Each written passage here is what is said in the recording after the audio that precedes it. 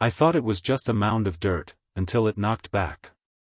It whispered to me, using my voice. And when I ran, it didn't stop. It followed me into the house through the walls, and now the knocking hasn't stopped in days. If you find something buried in your garden, don't touch it. It wants warmth. And it remembers you. This all started on an early autumn morning, one of those mornings where the air feels thin and cold enough to crack.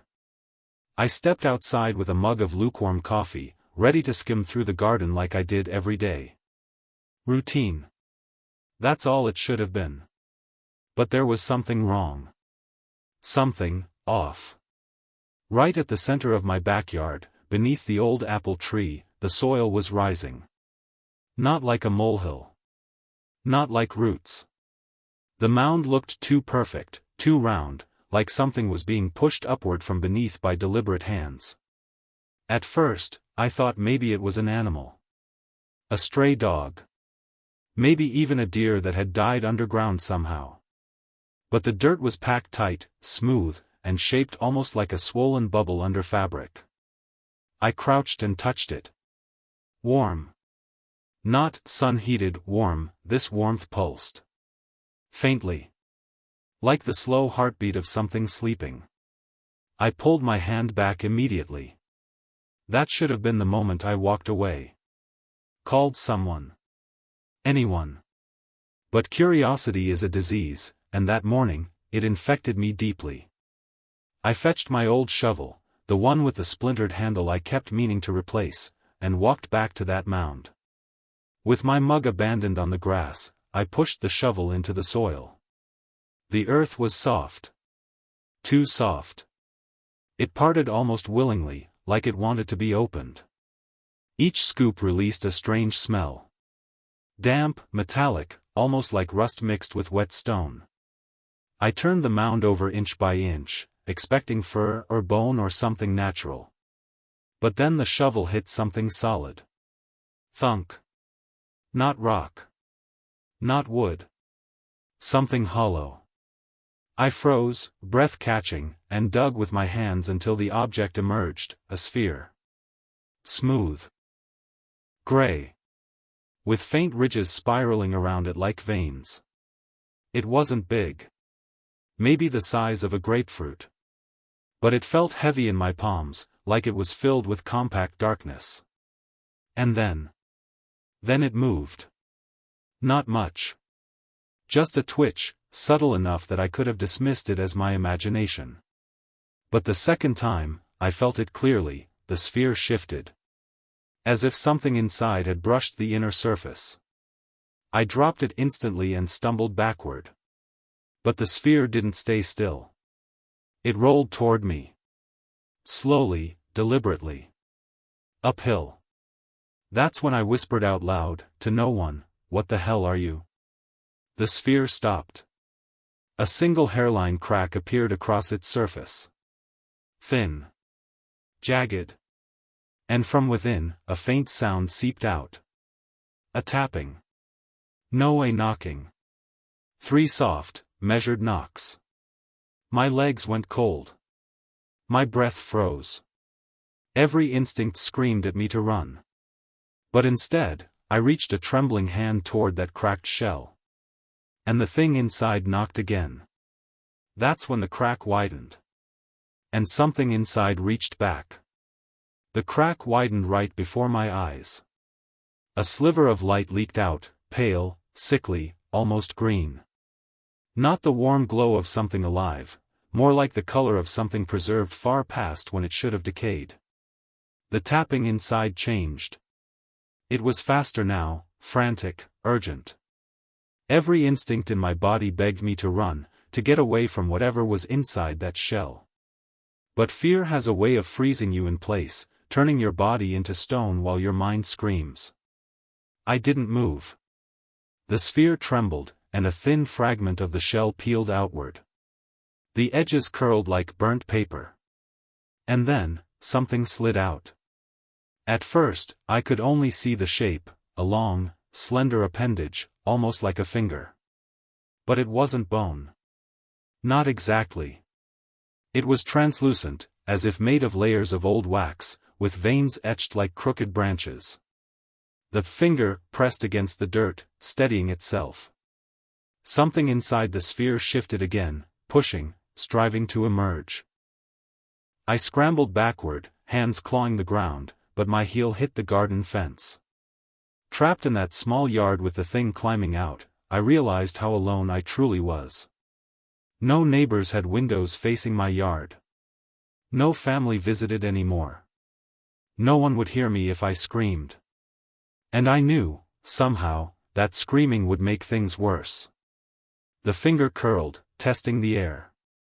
Then another protrusion followed, then another, until the thing looked like a hand too long for any normal creature. Each digit ended in a tapered point, not a claw, not a nail, more like a hardened tip of bone. The sphere cracked fully in half with a wet pop. Inside was... I don't have the right word.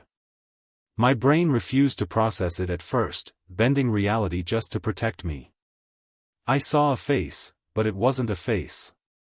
It had sockets where eyes should be, but no eyes.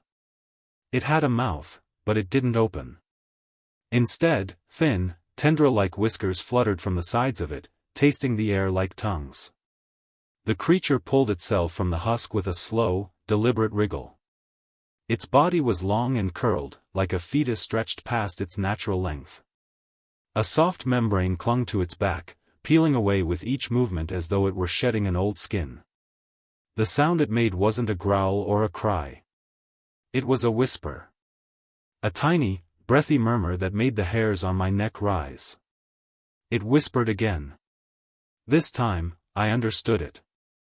Cold, the voice wasn't human, but the word was. It rasped out like a dying breath. I felt my spine turn to ice. It reached toward me. I kicked at the dirt, trying to stand, but my legs weren't listening. The creature pulled itself forward, slow, dragging, fragile yet determined, as though I was the only warmth it had ever known. When its fingers brushed my shoe, I felt a shock of cold so deep it burned. I yanked my foot back and finally managed to stand. The creature paused, its eyeless face turning toward me. The whiskers quivered. It sniffed me without a nose. Then it whispered again. Warm, no. No, it wasn't just feeling the world. It was searching. For me. I ran inside the house and slammed the door. Heart thundering. Breath stabbing my chest. I pressed my back to the wood, shaking. Silence. For a moment, I thought it was gone. Then tap. Tap. Tap. Soft knocks on the other side of the garden door. Just like before.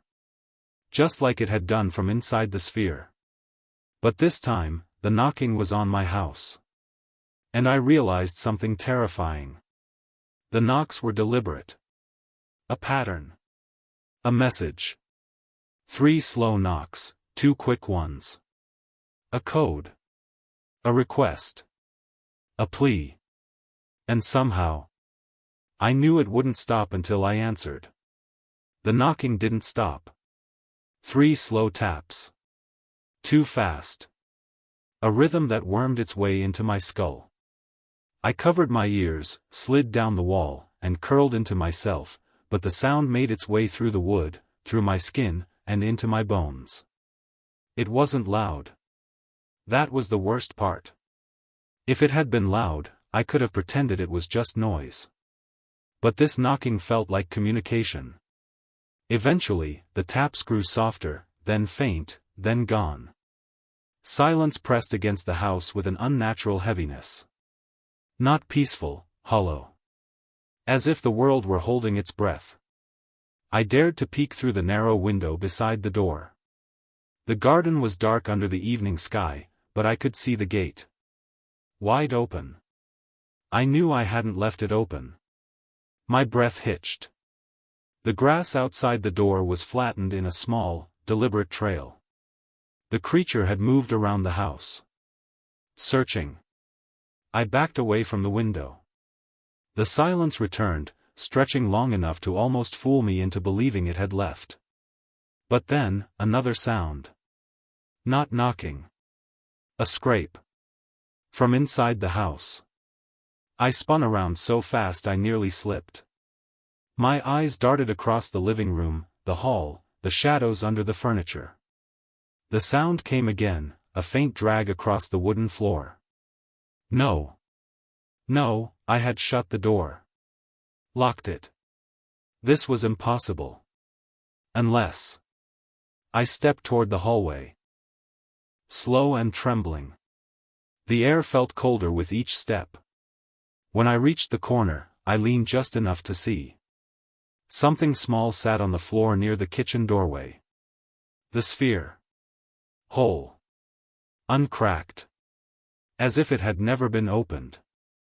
My stomach twisted. My head spun. I blinked hard, once, twice, no change. It was real. The gray shell looked untouched, perfect, except for the thin line of dirt smudged along one side. Like it had been rolled inside. Then it moved. A single, short roll forward. I stumbled back, choking on my own breath. My legs hit the coffee table, sending a stack of old mail scattering across the floor. The sphere rocked again, cracking just slightly at the top. A whisper seeped out.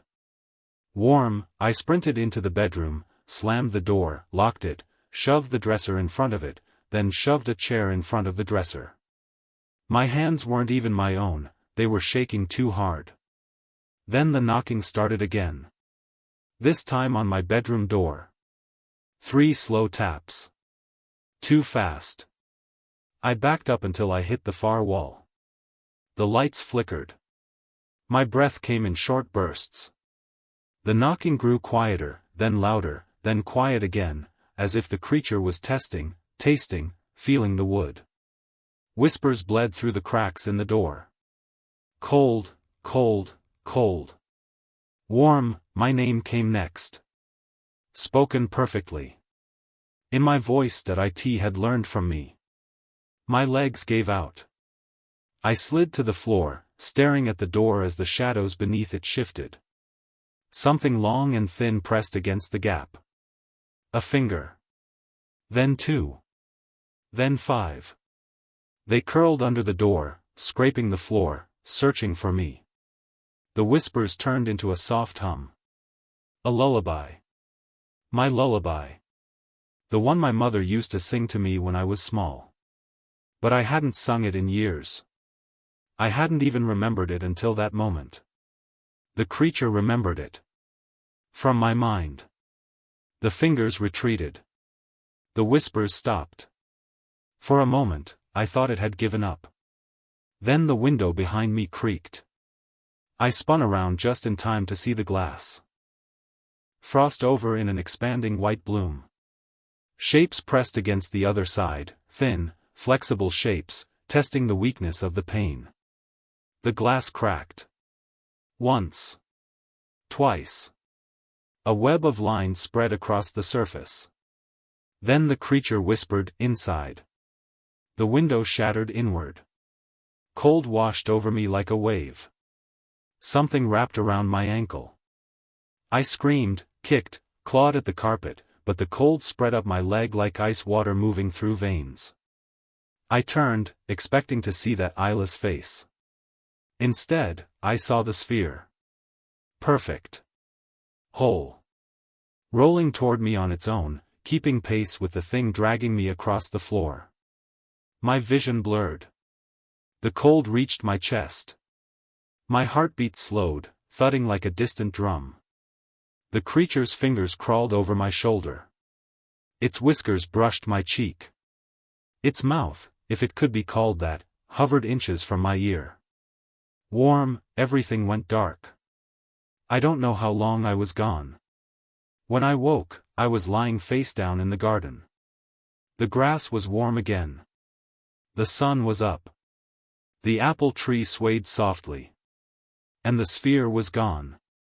Except the mound in the soil was back. Bigger. Pulsing. Breathing. Waiting. And sometimes, late at night, when the house is quiet, I hear tapping in the walls. 3 slow taps. 2 fast. Growing closer. Every day.